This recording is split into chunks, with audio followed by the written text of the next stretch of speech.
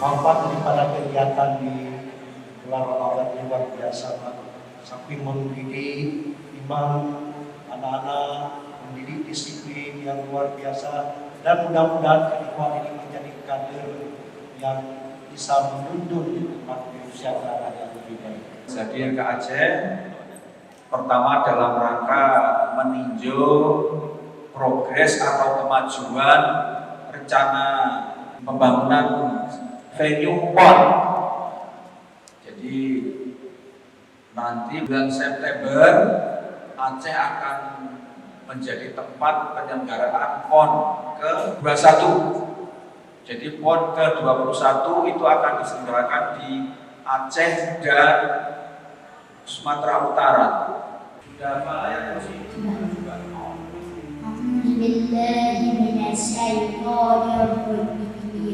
Bismillahirrahmanirrahim. Allahu la ilaha illa huwal hayyul qayyum.